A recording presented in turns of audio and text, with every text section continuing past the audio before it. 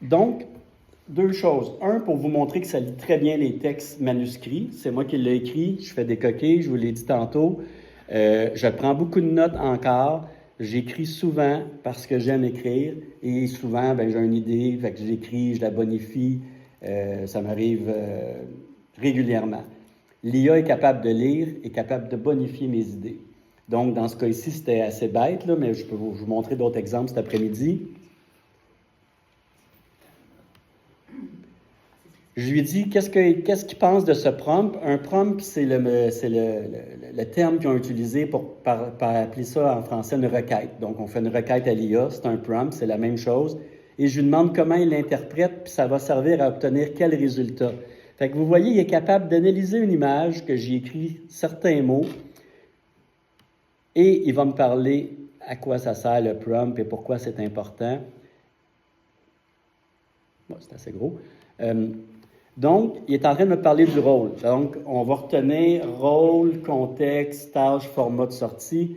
Je lui pose une question à un modèle de langage. Il faut que lui-même devine comment il doit me répondre. Donc, si je l'enligne, je dis que tu es un ingénieur ou je lui dis que tu es un spécialiste en finance ou en marketing, déjà là, il va centraliser sa génération de réponses avec le spécialiste dans ce domaine-là. C'est comme ça que ça marche.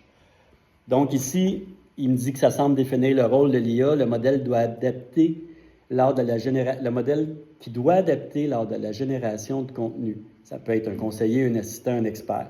La tâche, qu'est-ce que je veux qu'il fasse? Vous allez voir, si vous écrivez, puis c'est assez flou, il va faire pareil, mais il va décider comment il va le faire. Donc, la tâche, fais une analyse financière, fais-moi un compte-rendu de la réunion. Alors, qu'est-ce que je veux qu'il fasse? Ça, c'est 2. 3, le contexte. Dans quel contexte? J'ai une présentation à faire au conseil. Ça fait 2 semaines que je dois la remettre. Il va en tenir compte. Je dois lui donner un contexte. Il va le faire pareil, la réponse. Il va la décider. Alors, on a le choix de laisser l'IA décider de sa réponse ou de l'enligner. Le format de sortie. Est-ce que je veux un paragraphe, 2 paragraphes, une liste à puces, une conclusion? Si je lui dis pas, il va le décider, puis il va le faire. Je pourrais lui demander de sortir en format Excel, en format Word. Tantôt, je vais vous montrer. Je peux faire une requête à l'IA, puis lui demander de me faire un document Excel avec des menus déroulants. Puis je dis ce que je veux d'un case, puis moi qui, à chaque fois, je cherche comment faire, lui, il le fait pour moi, puis il me sort le Excel avec les menus déroulants que j'ai juste à cliquer, là. Et des formules complexes, il va les faire pour nous. Donc, c'est des choses qui, pour moi, étaient pas accessibles avant, ou je devais écouter un tutoriel sur YouTube, me rappeler, ou j'étais dépendant d'un collègue pour le faire. Donc là, l'IA le fait pour nous. En plus, ça me permet de continuer à apprendre, puis de raisonner sur comment il doit le faire. Avant, je disais à mon collègue, j'ai besoin de 5 colonnes, une colonne avec les noms des employés, une colonne avec les tâches, un pour avoir les pourcentages. Si je lui dis, il va me faire le Excel avec toutes les colonnes, avec les menus déroulants que je choisis. Donc ça, c'est vraiment ça qu'il faut retenir, c'est comment on communique avec l'IA pour avoir la bonne sortie de réponse la plus précise possible. Donc, j'avais-tu arrêté là? OK, j'avais demandé de rédiger un profil d'entreprise, ça n'avait vraiment pas rapport. Je vais vous montrer un exemple tout de suite.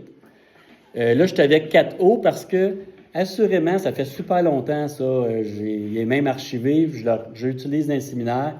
Ça date de mes premiers séminaires en septembre. Et en septembre, là, ça me permet de passer un message. Il y avait 4O Mini, 4O n'existait pas. Parce qu'il est là-dessus. Là, aujourd'hui, je peux changer le modèle, mais ça me rappelle qu'en septembre, c'était là. Ça va tellement vite qu'on avance, puis des fois, je ne me rappelle plus comment que ça a évolué aussi vite. Je vais faire une nouvelle requête pour vous donner une idée avec 4O. Et je vais lui dire, j'ai une requête, je vais marquer une requête à rédiger pour la préparation de mon budget. Écris-moi, je vais marquer le prompt. Fait que lui, il va lire ce qui est là. Puis là, j'aurais pu prendre lecture approfondie. Ça aurait pris du temps. Donc, ça va beaucoup plus vite avec 4O, puis il est capable de faire ça. Et j'aurais pu lancer ma recherche, là, ici, tout de suite, mais j'aurais jamais eu une bonne réponse comme j'ai là. Quand lui dit « Rédige une requête professionnelle », il est en train de s'écrire comment lui, je devais lui écrire pour qu'il réponde. Et regardez, il y a des lignes. Si je fais un texte complet, puis je mets tout bout à bout, il va y avoir beaucoup de difficultés à interpréter ce que je veux. Puis moi, j'écris automatiquement comme ça. Quand j'ai naturellement, je vous le partage, je l'ai appris à la longue, puis avec les gens avec qui on discute. Quand tu mets 2 points, tu mets tes lignes, il va suivre exactement ce que tu lui as demandé, ça va être hyper précis. Donc ici, je lui ai demandé de faire une présentation d'un budget. Là, j'ai rien à lui partager parce que je l'ai fait comme ça à brûle-pas-point. Je vais dire simule une présentation. Parce que je vais dire avec la requête. J'aurais pu lui recoller. Des fois, je le fais. Des fois, ce que je fais, puis c'est parce que je veux être sûr de ne pas être obligé de le refaire 2 fois, je copie-colle ce qu'il m'a proposé et je le colle après 2 points. Là, j'ai plus besoin de faire ça. Comme je vous ai dit, il suit sa conversation, puis il est tellement rendu performant que j'ai pas besoin de le faire. Donc, je lui ai demandé de le simuler. Alors, il va me faire une simulation de présentation orale. J'aurais pu lui dire que c'était textuel. Mais là, il me fait une présentation orale de ce que je devrais présenter pour le budget. Et si je leur ai demandé la première requête que j'ai en haut, je pourrais vous le faire comme exemple. J'ai une requête, j'ai un budget à préparer. Je marquerais j'ai un budget à préparer, écris-moi la méthode. J'aurais eu une réponse, puis elle aurait été beaucoup moins développée que qu'est-ce qu'on voit ici, là. Présentation orale du lancement budgétaire, etc. Échéancier proposé, attendu par la direction, approche collaborative, conclusion. Et si je lui demande, présente les chiffres en simulation. Bien, il va me présenter, j'ai oublié un S, désolé. Il va me présenter la même chose, mais avec des chiffres, puis il va décider de la date parce que j'ai rien dit. Il va décider de tout le reste. Puis là, je pourrais lui demander de me le sortir en format Excel. Je pourrais lui dire de le sortir en format Excel, puis de me faire un tableau.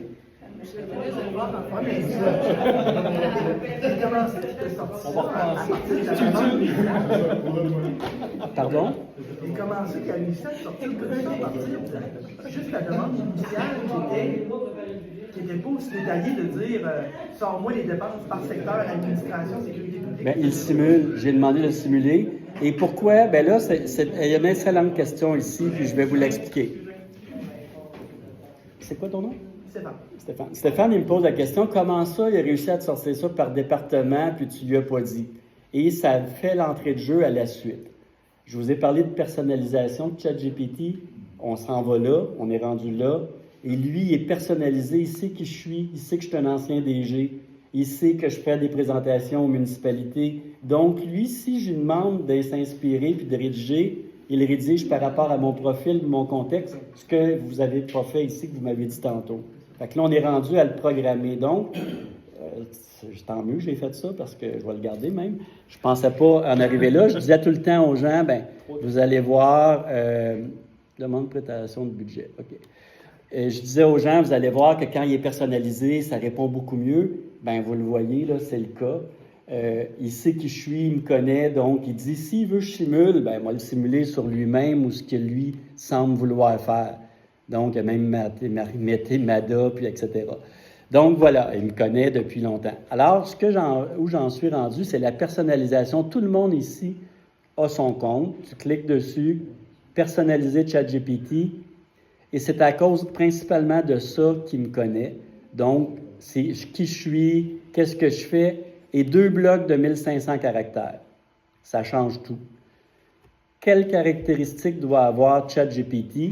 Bien, moi, je veux des formats de réponse structurés, fais preuve de pédagogie, adopte un ton calme, une posture de recul, apporte un niveau d'approfondissement nécessaire, les règles de rédaction en français nord-américain, je ne veux pas qu'ils me mettent des euros, je ne veux pas qu'ils me parlent dans une autre langue, uniquement en début de phrase les majuscules et les noms propres. Pourquoi? Parce que c'est un modèle anglophone, puis dans les titres, il met des majuscules à tous les mots. C'est dérangeant. Donc, il faut que je lui dise que je ne veux pas ça, moi. Sinon, il va faire, comme je vous ai dit, il décide lui-même. Mais c'est des éléments que tu as ajoutés, c'était pas là, style, majuscule... Non, tantôt, je vous ai demandé, est-ce que vous avez personnalisé votre compte ChatGPT? Vous m'avez dit non. Ça, c'est hyper important. Vous allez passer de 20% à 60% de qualité de réponse. Et vous avez 2 blocs de 1500 caractères. Je vais vous montrer comment faire encore mieux après, en même temps. Donc, ça, c'est les caractéristiques qu'il doit avoir. C'est sûr, je me suis inspiré sur d'autres qui ont écrit ça. J'ai regardé ce que d'autres écrivent. Et vous allez avoir un assistant pour vous aider à faire ça si vous le souhaitez. Puis, ma collègue va sûrement vous envoyer ça d'ici lundi. Elle va nous envoyer ça, Vous allez l'avoir dans votre assistant. Vous allez pouvoir lui dire qui vous êtes, qu'est-ce que vous faites. Dans le fond, si vous le feriez avec ChatGPT, on en fera un exemple après-midi parce qu'on va avoir le temps. Puis si je l'oublie, vous me ramènerez à l'ordre. Ou on va le faire tout de suite, ça va être fait. Dans le fond, ChatGPT va vous aider à le faire. Moi, je me suis inspiré de ce que d'autres ont fait. J'ai rajouté ce que moi je voulais à mon contexte. Et j'avais beaucoup trop de contenu parce que c'est 1500 caractères. Quand moi j'ai eu fini de le faire, en m'inspirant des autres, je l'ai donné à ChatGPT. Je lui ai dit, rajoute à mon style, à ce que je fais. Puis là, il m'a fait un texte, il y avait peut-être 3000 caractères. Je l'ai repartagé à ChatGPT, puis j'ai dit, ce seront tes instructions pour que tu apprennes à me connaître. Rédige-les en 1500 caractères en gardant toute l'information pour que tu comprennes. Puis il l'a fait. Et je l'ai copié-collé là. Dis-vous comment tu disais pas. Pardon? Je lui ai demandé comment lui dire. Bien, en fait, des recherches inversées, j'en fais souvent. Si moi j'ai un blanc, je lui demande aide-moi, amène-moi ailleurs. Si je veux quelque chose, c'est lui qui sait plus que moi comment il interprète l'info. Fait que je lui demande comment toi tu vas le comprendre, puis aide-moi, puis il fait. Donc, ça donne des petits bouts de mots, là, format, 2 points, texte optimisé, concis. Moi, c'était peut-être une grande phrase qu'il y avait, là. Puis il a dit juste ça, ça marche. L'autre bloc, et là, on s'approche tranquillement vers la création d'assistants virtuels personnalisés à vous parce que tout ce que je vous montre là, c'est pertinent. Vous allez continuer à le faire, mais assurément que vous allez avoir des assistants qui vont vous suivre au quotidien éventuellement. Donc, y a-t-il autre chose que ChatGPT devrait savoir sur vous? Fait que là, c'est moi, mon nom, Sylvain Langlais. Je suis coach IA, stratège pour le secteur public. J'offre des services conseils. Et là, vous marqueriez. Et là, en même temps, pensez à un compte entreprise, un compte pour votre organisation, puis un compte pour la maison. Je suis directeur général d'une municipalité. Le nom de la municipalité, c'est quoi votre rôle, ce que vous faites? Quand vous allez vous en servir pour le travail, il va être capable de comprendre le but de vos requêtes. Il sait qu'est-ce que vous faites, le contexte, etc. Donc, ceux du secteur municipal, j'aide les équipes dans l'automatisation de leurs procédés administratifs. Donc, tantôt, pour répondre à la question de Stéphane, pourquoi il a écrit des postes budgétaires municipaux, c'est parce que c'est écrit, puis ça fait 2 ans que j'échange avec, il sait exactement ce que je fais. C'est pour ça qu'il a fait cette réponse-là. Donc, ça va améliorer beaucoup ce que vous devez faire. Autre chose, parce que là, c'est 1500 caractères, c'est la mémoire. Donc, il y a une mémoire en arrière, ça fait quelques mois qu'ils ont rajouté cette fonction-là. Modification, ajout à la mémoire. Et c'est ici qu'on peut aller pour la modifier. C'est dans les paramètres. Dans les paramètres, vous avez certaines fonctionnalités ici que vous devriez regarder, mais ce qui est important à retenir, c'est la personnalisation. Vous avez mémoire et on peut gérer notre mémoire. Ça, c'est tout ce que moi j'ai mis dans mémoire. Donc là-bas, il y a 1500 caractères 2 fois, mais ça, il n'y a pas de limite. Je vais vous montrer comment faire pour rajouter du contenu dans sa mémoire pour qu'il vous connaisse encore mieux. Donc, Sylvain donne des séminaires, je l'ai fait hier, je vais le supprimer, puis on le refera peut-être. Vous pouvez nettoyer votre mémoire parce que, si vous ne l'avez peut-être pas remarqué, ça y arrive qu'il fasse, que lui-même décide de le mettre dans la mémoire. Quand il te connaît assez, il fait des associations avec ce que tu écris, puis lui, il juge que ça devrait être gardé en note parce que ça fait plusieurs fois que tu lui demandes. Fait que l'outil est capable de raisonner puis de le faire. Donc ici, Sylvain, c'est un coach en intelligence artificielle parce que moi, je lui ai dit, je vais vous montrer plus bas. Sylvain souhaite que lorsqu'il demande de rédiger un courriel, celui-ci se termine avec le texte suivant. Coach IA, expert en IA, stratégie d'innovation. Il souhaite également que les documents d'offre de service se terminent par cette même signature. Ça veut dire que moi, là, à chaque fois que je fais une demande, puis je dis « fais-moi un courriel », il écrit ça à la fin. Je n'ai pas besoin de l'écrire, puis moi, c'est important qu'il y ait la signature. Dans certains communiqués que je fais, il dit « ce document a été créé par Coach IA avec la collaboration de l'intelligence artificielle ». C'est écrit. Je n'ai pas besoin de lui dire, sinon il faudrait que je le fasse à chaque fois. Puis à chaque fois que je fais une requête à l'IA, je ne vais pas être obligé de toujours répéter des choses que je fais souvent. Alors, je l'ajoute dans sa mémoire. Puis comment vous faites ça? C'est assez simple. Bon, ici, là, regardez, ajoute dans ta mémoire. On lui dit, ajoute dans ta mémoire. Alors, je vais lui dire ici, je pourrais le faire dans la même conversation, mais je vais en faire une nouvelle. Si je veux vraiment le forcer à faire de quoi, je lui dis, ajoute dans ta mémoire que je suis à Matapédia, par exemple. Peu importe, c'est pour fin d'exercice, mais oui, c'est Amkoui. Mais ici, il dit, c'est noté, merci. Si tu veux qu'on adapte certaines recommandations, exemple, à la réalité de Matapédia ou de la Gaspésie, je peux le faire. Et voilà ici, Sylvain est basé à Matapédia. Fait que c'est dans sa mémoire. Là, je vais aller gérer la mémoire, mais je vais l'enlever. Mais vous voyez que vous pouvez rajouter des choses sur vous dans la mémoire. Et quand vous allez communiquer avec l'outil, il va être plus performant en fonction de ça. Monsieur Sylvain? Oui. C'est possible de gérer pour une organisation d'être comme un chapeau au-dessus des comptes des membres de son équipe avec un outil comme ça? Parce que là, je vois des outils de personnalisation, mais moi, au niveau des communications ici, je voudrais que tout le monde qui se sert de ça communique de la même manière. J'en veux pas un qui est comique, un autre qui est plat. Et si on est tous Votre politique. Fait que je voudrais qu'il y ait certains paramètres qui soient les mêmes pour tout le monde. Tu as raison. Comme un compte Google, après ça, on peut utiliser les comptes des usagers en dessous, puis aller jouer dedans avec Bien, en fait, là, c'est votre politique d'utilisation de l'IA. On pourrait la travailler après-midi, on va avoir du temps. Votre politique d'utilisation de l'IA devrait contenir tous ces paramètres-là. 1. Est-ce que j'ai un compte Google pour tout le monde? Est-ce que j'ai un compte Google que là, j'attache le GPT, le chat GPT d'un département? Là, vous pourriez personnaliser le chat GPT que l'équipe utilise au département et non pas à l'individu. Donc, tu as un compte Google que tu crées, département des coms. Parce que tous les outils sont connectés. Si vous voyez, moi, je suis connecté sur mon compte Google. Gamma est connecté sur mon compte Google.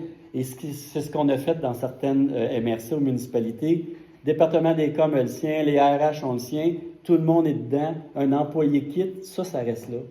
Et il y a de l'historique sur le département. Urbaniste, notre assistant Ben Urbaniste qui est installé dans plusieurs villes, municipalités, MRC, celui qui l'utilise, là, il est à jour, il connaît les dossiers, il est malade, ben quelqu'un va dans l'assistant puis il dit on est rendu où? Il sait où est-ce qu'on est rendu. Ça laisse un historique tout le temps en temps réel et ça appartient à l'organisation, pas à l'individu. Fait que si les gens prennent leur compte privé pour le travail, ça marche pas, là. Ton compte ChatGPT est avec ton compte Google perso. Tu fais des affaires chez vous, tu le personnalises pour toi parce qu'il va être pratique pour toi aussi. C'est ce que je recommande, puis c'est ce que les bonnes pratiques que je vois qui se font ailleurs. Oui. Tout ça, c'est la personnalisation, c'est si on a des comptes payants. Non, c'est gratuit, ça. Les comptes gratuits permettent tout ce que je vous montre. Les comptes gratuits aussi, OK. Je savais pas Pour la personnalisation. En fait, la différence majeure entre les comptes gratuits et payants, on n'a pas le choix du modèle en arrière. C'est Cato Mini, je pense, encore. Puis, quand on paye, on a des choix de modèle. Les recherches approfondies, c'est 3 par 24 heures. On n'a pas besoin beaucoup, fait que c'est pas si pire. Quelqu'un qui l'utilise souvent, il aimerait mieux un compte payant parce qu'il y en a plus. Tu peux créer des assistants avec un compte payant, ça on va le voir tantôt, puis vous avez un collègue qui en crée, fait que c'est la même chose que qu'est-ce que lui fait. Et avec un compte gratuit, tu ne peux pas en créer, mais tu peux en utiliser. Donc, si ton collègue en a créé, tu pourrais les utiliser. Puis même pour la vie privée, un compte, si vous avez ChatGPT payant, quelqu'un dans la famille puis qui est bon à créer des assistants, il va vous en créer un pour l'aide aux devoirs de vos enfants. Il va vous partager le lien. Chez vous, avec votre compte gratuit, vous allez l'avoir. Parce que dans le fond, l'assistant, il est bien par où, il va partager, par contre. Il ne devient pas public.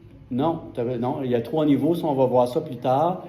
Quand tu as un assistant, tu as le choix de le mettre public, puis il y en a 4 millions de publics sur ChatGPT qu'on peut utiliser. Là. Il y en a des assistants en masse. Là. Puis donc, je vais vous en parler des contraintes qu'il peut avoir à utiliser ces assistants-là. Il y a après ça, partager avec qui a le lien. Donc, vous allez le faire parce que nous, on s'en partage entre collègues. C'est juste s'ils ont le lien. Là, le lien, personne d'autre le connaît. Et il y a juste moi. Il y en a que c'est juste moi qui vois. Il y a 3 choix quand on en crée un au niveau du partage.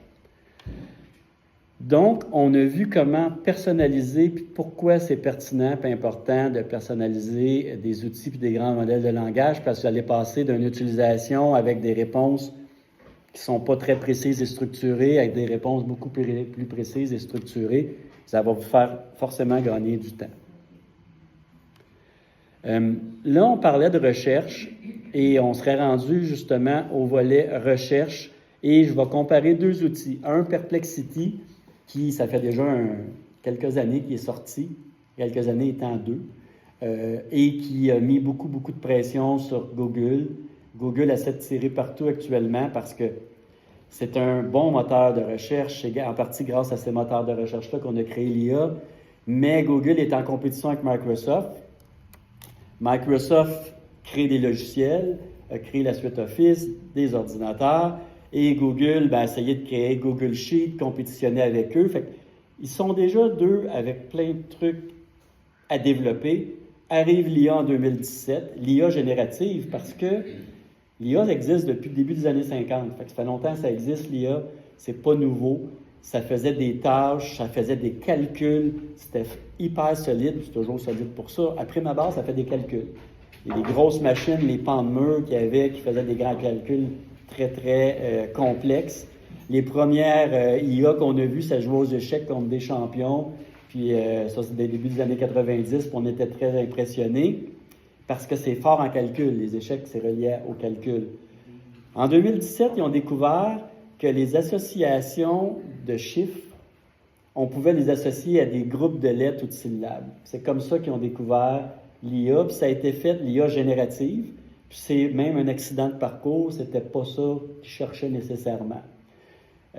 Donc, ils ont redécouvert que quand on pouvait créer des chiffres, parce qu'en arrière, quand l'IA génère des textes, c'est une suite de chiffres qui est associée à des groupes de lettres. C'est même pas un mot. Et elle fait des associations de similitudes entre les différents groupes de lettres pour générer du texte. Et quand ils ont découvert ça en 2017, ça a été un gros changement au niveau de la technologie qui arriverait. C'est OpenAI qui a créé ça. Il y avait Elon Musk qui était le partenaire de Sam Altman. Ça a duré 6 mois, ils se sont chicanés. Sam Altman a continué. Et aujourd'hui, c'est la plus grosse compagnie. Puis Elon Musk poursuit encore Sam Altman pour toutes sortes de patentes parce qu'il est déçu que ça allait marcher autant. Il a créé son modèle de langage lui aussi, mais il demeure qu'il y a un combat là. Quand c'est devenu performant, comme je disais, en 2022, c'est devenu plus grand public, etc., ça a été démocratisé. Puis aujourd'hui, bien, il y a plein de modèles.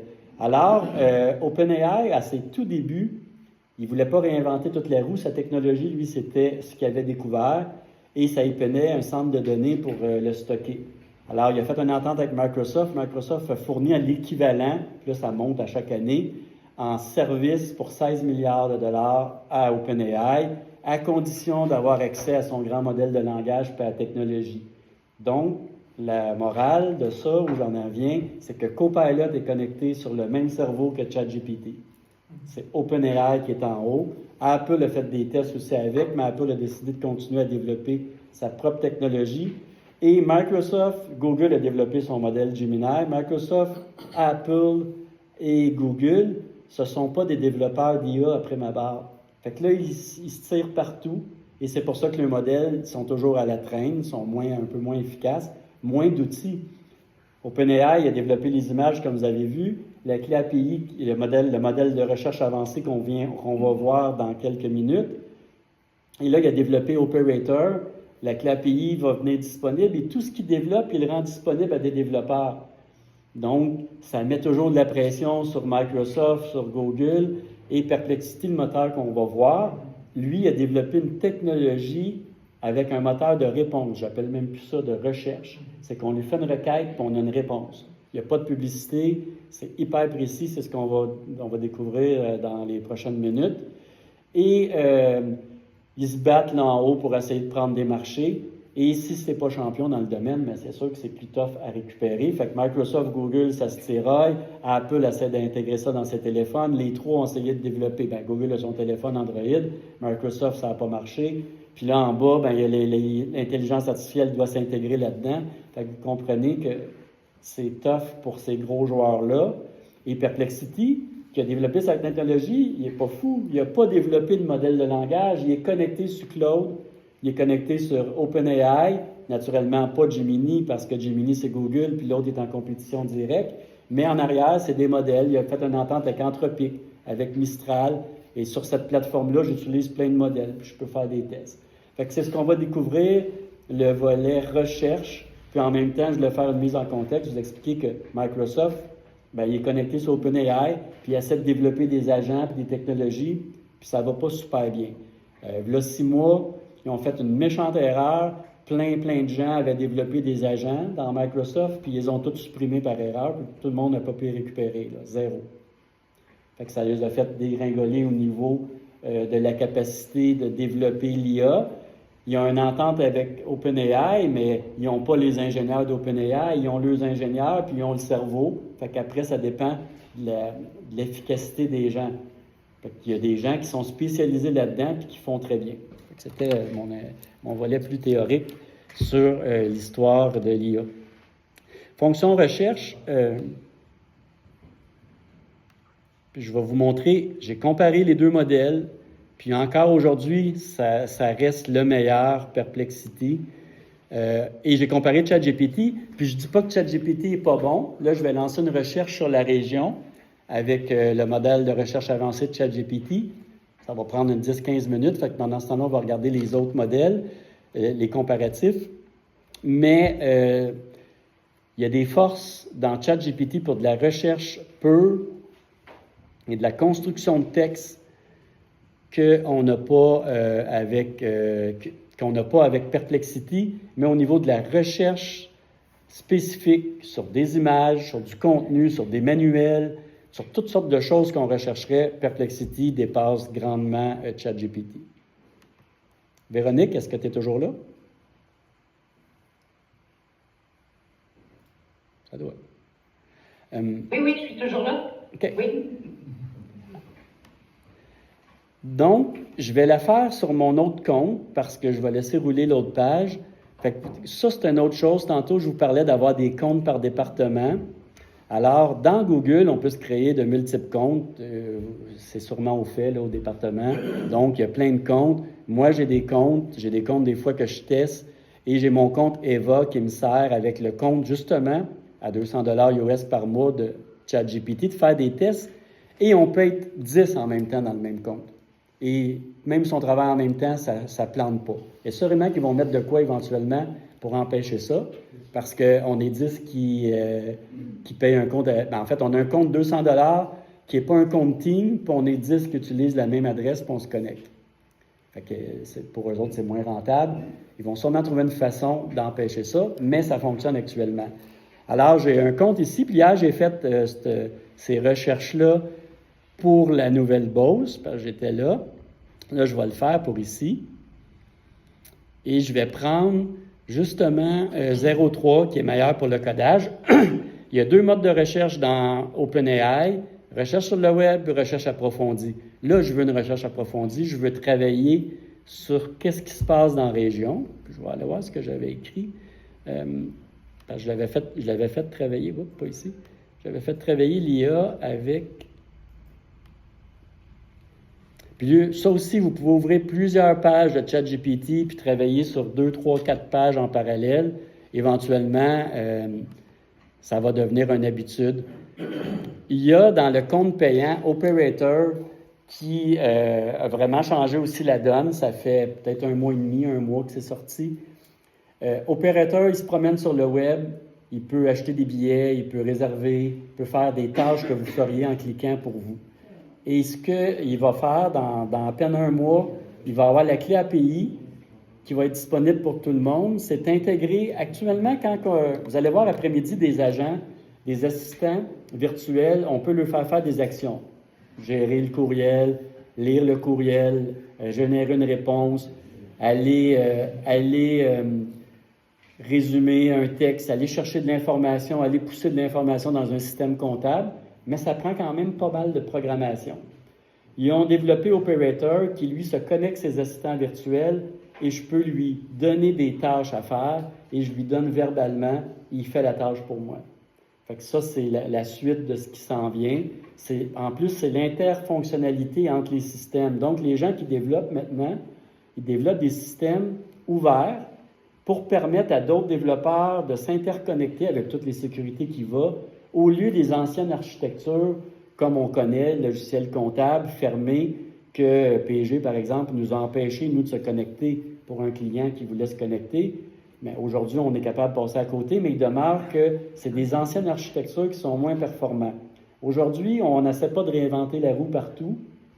Il y a des gens qui développent des choses qui font du sens. Ils permettent d'utiliser la technologie. C'est pour ça les clés API, dont avec les grands modèles de langage. Et c'est hyper sécurisé. Ça se fait...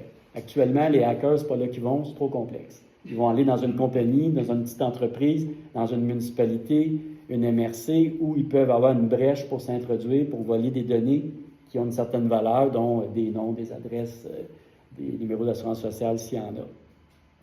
Alors, Operator permet de faire ça.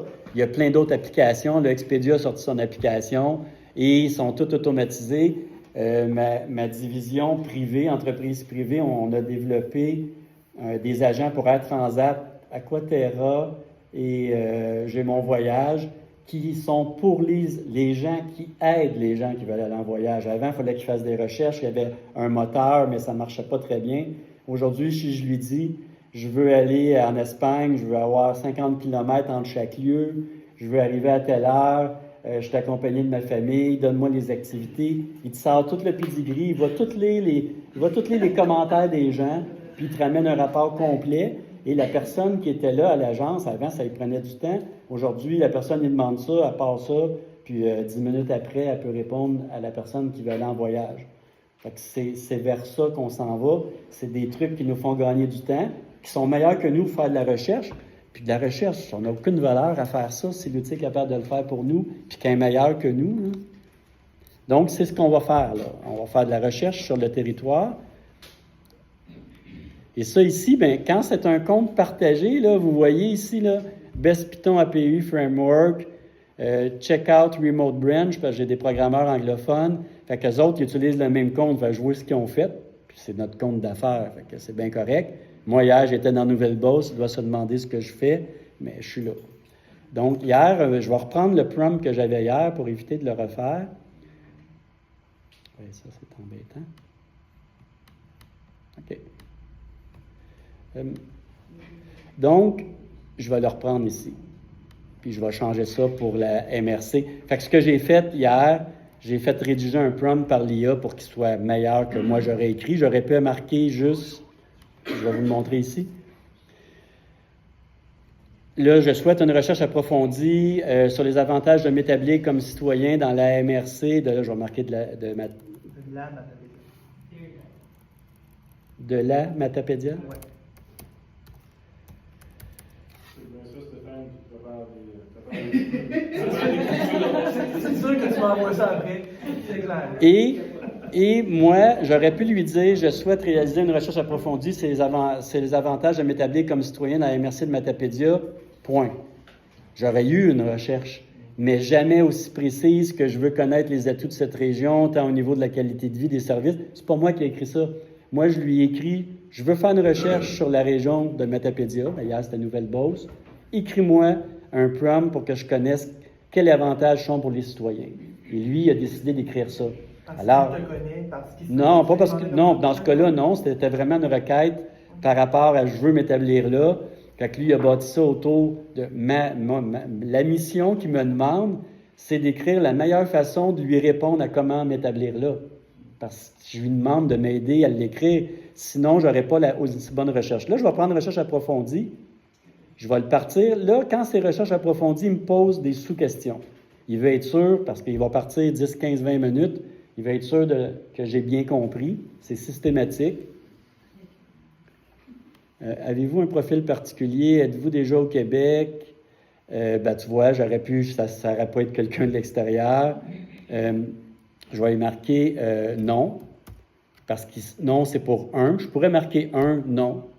Il saurait, mais c'est non. Êtes-vous au Québec, envisagez une localisation dans une autre province? Je suis je vais y marquer ça, je ne l'ai jamais fait, de Mont-Laurier. Il va sûrement faire un comparable avec Mont-Laurier, parce que je suis de là, puis il va vouloir m'inciter à m'en venir ici. Souhaitez-vous des comparaisons des MRC spécifiques et des régions similaires rurales? Oui. Et là, il va le dire, là, que c'est ça qu'il fait, là. Parfait, je vais suivre une recherche approfondie en comparaison de régions similaires comme Mont-Laurier. Je vais explorer les aspects, la qualité de vie, etc. Et là, il part. Fait que là, nous, on va faire autre chose pendant qu'il fait ça.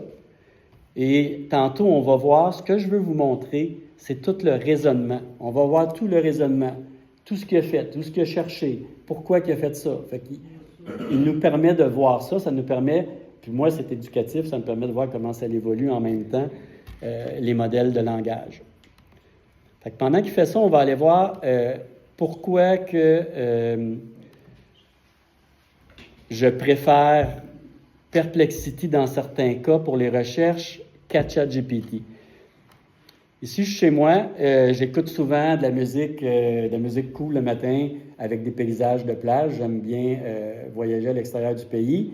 Et je vois une image qui me dit « Wow, ça a de l'air beau, j'aimerais ça savoir c'est où. » Pas en plus, pour moi, c'est formatif. Je vois des petits noms sur les bâtiments. Et je me dis « Je vais faire travailler l'IA là-dessus. » Alors,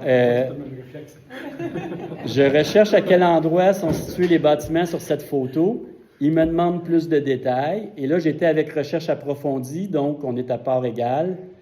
Tout ce qui est pertinent, j'ai dit, incluant les produits et les services vendus dans les bâtiments. Fait que je veux le faire chercher.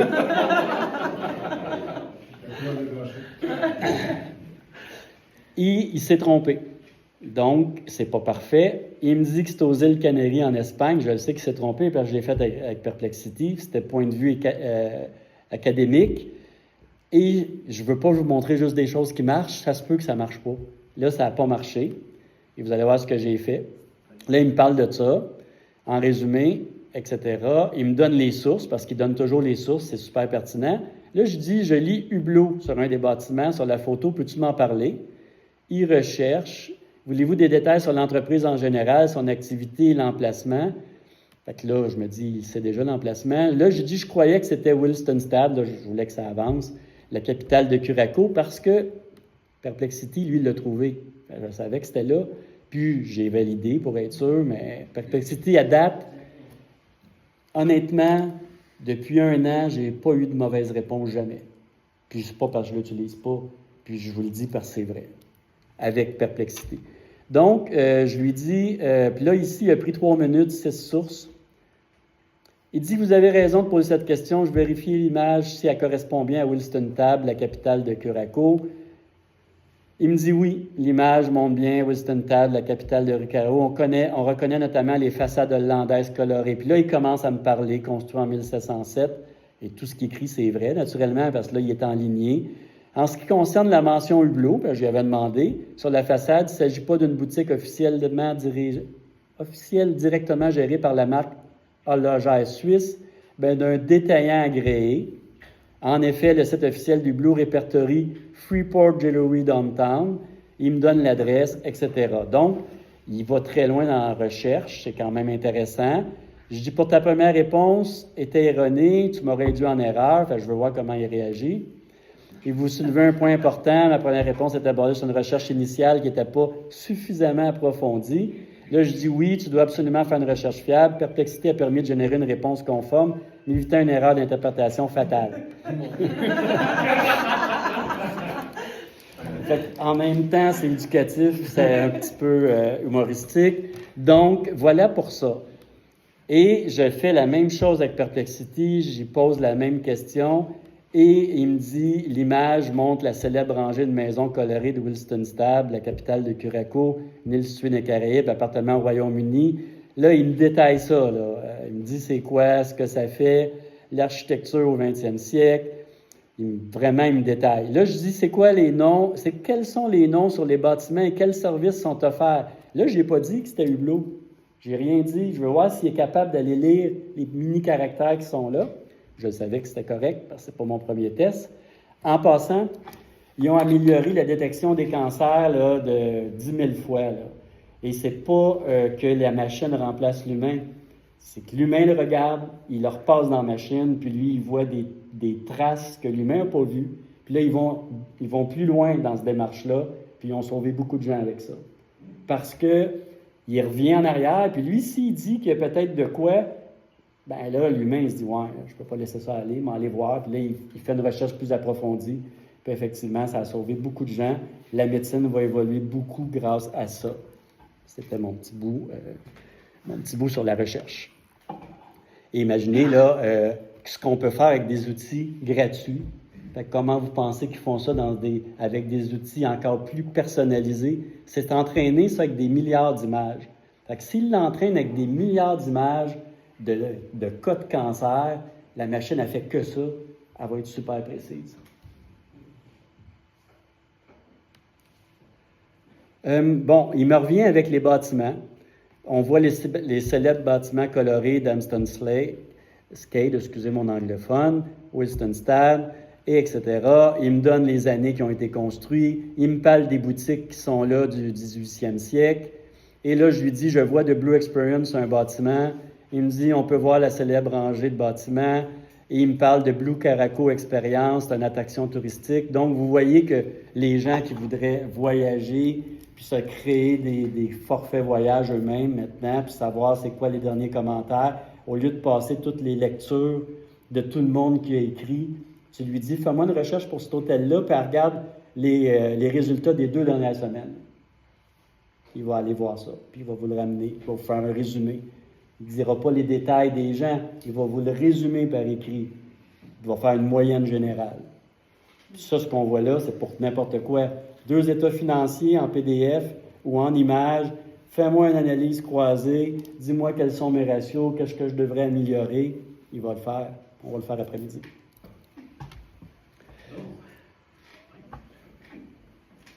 Là,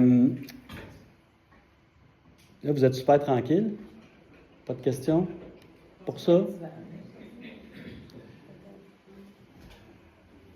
Là, je vais aller dans la recherche, je vais continuer avec Perplexity, je vais aller voir l'autre bord comment ça se passe. Ici, il est rendu à 17 sources. Là, il n'y aura pas de réponse tant qu'il n'aura pas fini. Et au niveau de son raisonnement, qu'est-ce qu'il fait? Avantage de s'établir dans MRC. Je me concentre sur la qualité de vie, les services, les opportunités d'emploi, le développement économique, les infrastructures. Il est en train de faire ça. Je suis en train de comparer Mont-Laurier et la Matapédia selon les traits distinctifs de chaque région, leur population, leur revenu médian, leur coût de vie. Il y a accès à tout. C'est tout sur le web. Je suis en train de déboguer une erreur de back-end pour une recherche, examiner et rendre à nouveau opérationnel. Je remarque que je pourrais essayer avec des requêtes plus petites. Fait qu'il a sûrement été essayé d'ouvrir un PDF sur ma marche, puis ça a bugué, fait que là, il se corrige. Puis il va continuer sa recherche comme ça. Je suis en train de penser à chercher spécifiquement MRC de la Matapédia, services, santé, transport, et on va voir plus loin, là, il commence à lire. Il lit la matapédia.ca, il a terminé. Je suis en train de consulter le site La Matapédia. On va aller voir plus loin où ce qui est. Il lit pas mal sur la Matapédia. Il ne doit pas trouver plein de contenu. Bon, il a lu Wikipédia.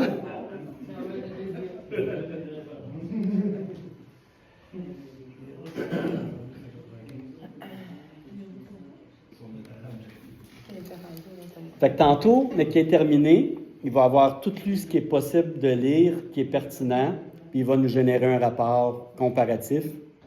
J'aurais pu même comparer, hier, c'est vrai, je n'avais pas mis de région d'où je venais, il a comparé avec les MRC avoisinantes, puis tant mieux, j'étais dans celle qui scorait le mieux. Ils ont rigolé de leurs voisins, honnêtement, là.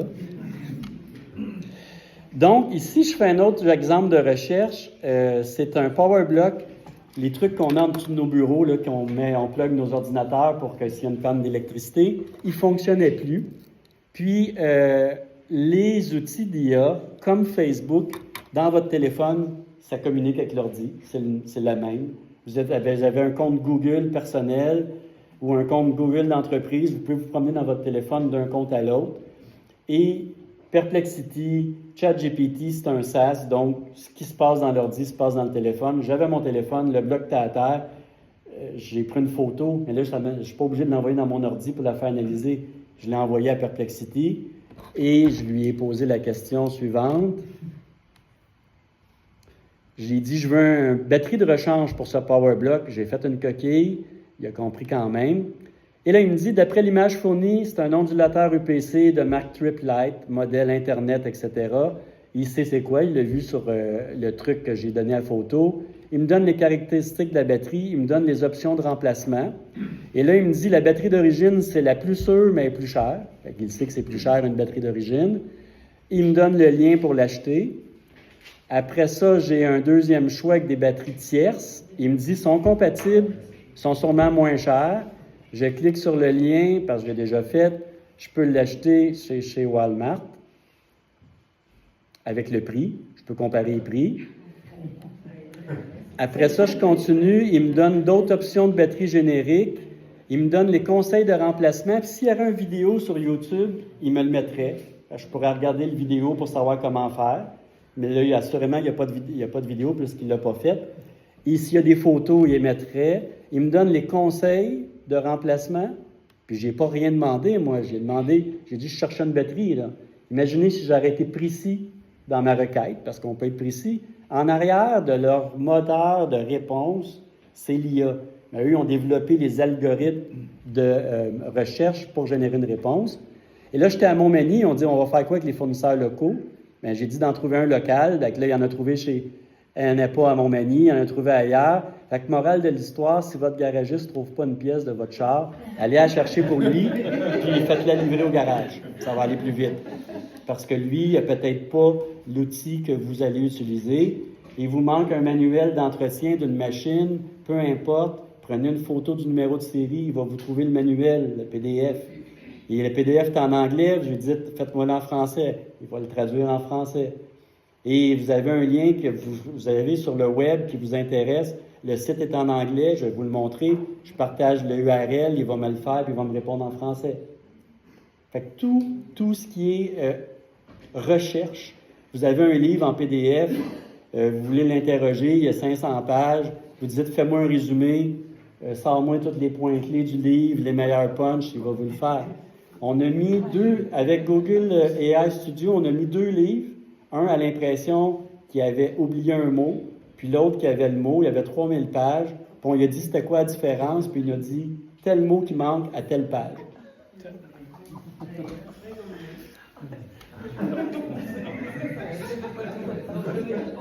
Et là on est juste à moitié, là. On s'en va vers ce qu'on est aujourd'hui, là. Ouais. Et ça, c'est Perplexity. Si tu avais fait la même demande à ChatGPT, est-ce qu'il aurait été autant...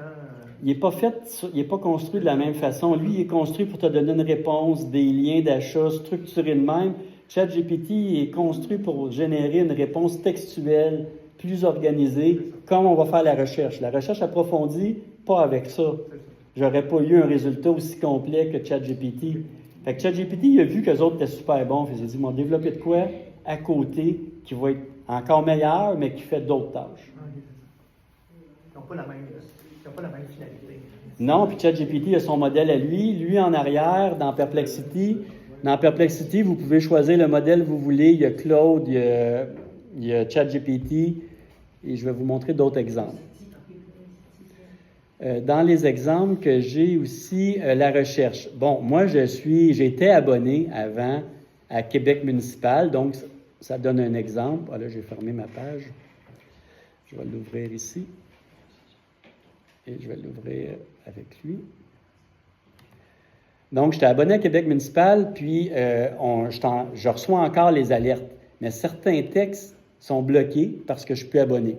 Fait que je n'ai pas accès à tout le contenu. Certains textes ne sont pas bloqués, puis il y en a d'autres qui sont bloqués. J'ai copié-collé le texte.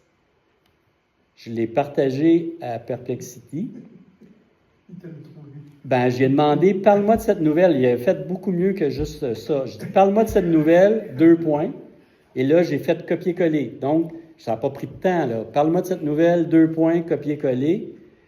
Et c'est sa job de faire ça. Capsule informative pour les élus municipaux, un outil pour favoriser la civilité. Il me donne toutes les sources, là, c'est pertinent.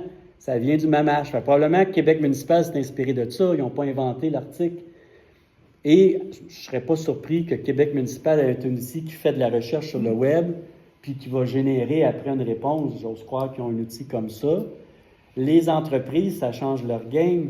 Maintenant, j'ai des clients, moi, qu'à chaque matin, l'outil de recherche approfondie part, puis fait une recherche sur le web sur tous les appels d'offres possibles qu'eux peuvent soumissionner. Ils ne vont plus sur SEAO, là. Et ça retrouve des appels d'offres qui ne sont peut-être pas publiés sur SEAO. Une entreprise, si elle cherche à avoir de la business, ça se programme. Tu n'as pas besoin de lui dire à chaque matin.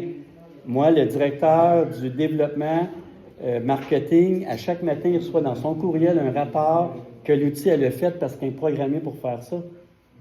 Et lui, il regarde, il y a un nouvel appel d'offres là, voir ça m'intéresse pas, et il va soumissionner. Parce que l'outil est bien meilleur que son équipe à faire des recherches. Je ne vais pas aller faire 6 sites Internet pour rechercher. L'outil le fait pour moi.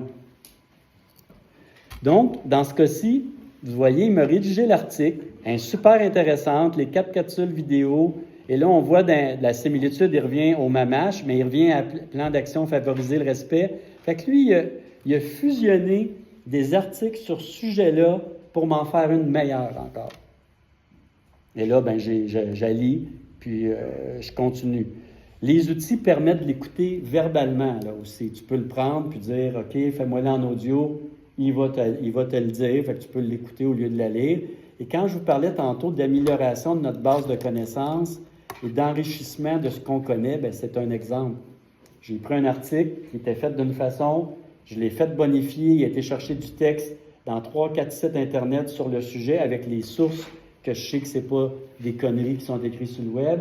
Et là, je suis en train de lire une nouvelle qui est beaucoup plus générique que ce que j'aurais eu avec le petit article. Donc, pour moi, ça me permet d'apprendre des choses que je n'aurais peut-être pas appris en moins de temps en plus. Et ce qui est intéressant de Perplexity, il me rajoute toujours des suggestions. Les gens demandent aussi quels sont les principaux objectifs des capsules, comment les capsules peuvent se faire. Fait que tu peux aller plus loin dans ta recherche. Et là, je pourrais lui demander, je vais continuer, y a-t-il des vidéos, parce qu'il parlait de capsules, sur le sujet.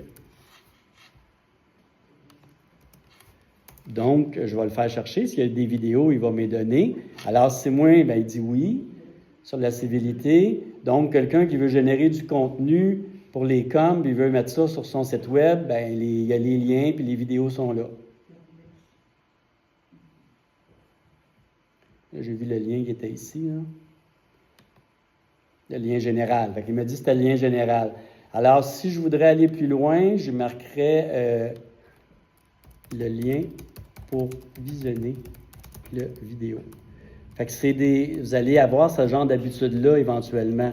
Parce que s'il ne me donne pas ma réponse comme je la voulais, je vais leur faire chercher et je ne m'amuserai pas à chercher sur le web. Bon, il y en a un ici, là. La plateforme du gouvernement, capsule sur la civilité.ca.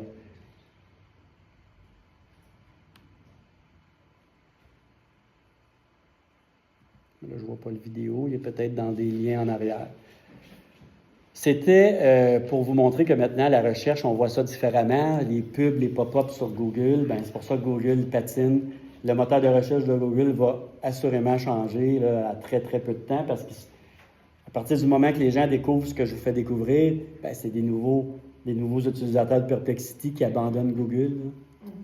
Et les pubs sur Google, ils en vendront plus ou moins parce que les gens ne s'intéresseront plus à ça. C'est pour ça qu'à cette heure, on voit des pubs à télé pendant qu'on écoute l'émission. C'est la seule façon que les gens acceptent de payer. On n'écoute presque plus de pauses commerciales. Il y a d'autres modules de médias qui arrivent. Donc, ça développe des nouvelles technologies. Puis ce qu'on vit, c'est similaire à ce qu'on a vécu avec l'industrialisation, l'automatisation des entreprises, la robotisation. Donc, ça a aidé les travailleurs à avoir des jobs un peu moins durs, moins souffrants pour le dos, etc. Tout le monde n'a pas perdu leur job. Ça en a créé des nouvelles, a créé des robots, a créé des pièces en métal. Il y a eu du déplacement de postes, mais ça a fait en sorte que ça a aidé cet secteur d'activité-là. Aujourd'hui, on vit ça au niveau administratif. C'est des nouveaux outils administratifs qui n'existaient pas avant. Donc, on a eu l'Internet, l'ordinateur, comme je vous disais. Maintenant, on a des outils qui font de la génération de contenu, de l'automatisation intelligente, et ça va s'intégrer progressivement dans vos lieux de travail. Ça va changer les paradigmes de travail, mais ça n'éliminera pas les gens en arrière. Ça prend quelqu'un pour gérer l'outil. Ça va faire assurément modifier un peu vos postes. On a des projets où, dans une organisation, on a rentré des outils en IA. Ça a fait en sorte que des gens se sont libérés du temps, des gens qui aimaient l'IA, qui maintenant sont rendus des formateurs en IA pour le reste de la gang. C'est ça que ça l'a fait. Et ça n'a pas fait de changement nécessairement au niveau de la quantité de gens. Après, mais qu'ils aient formé les gens, ils vont continuer à faire de la veille. Ils vont faire de la veille, ils vont reformer les gens. Donc, c'est un déplacement qui va se faire au niveau des activités que les gens font.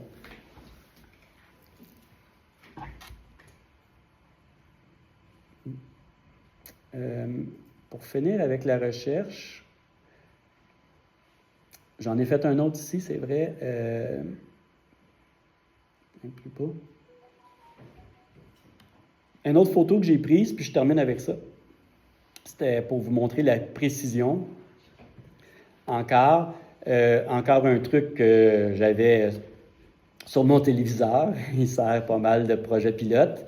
C'est un drapeau, c'est une belle région. Et ce que je fais, c'est où est situé cet endroit. C'est encore Perplexity. J'essaie de le pogner à un moment donné qu'il me donne une mauvaise réponse.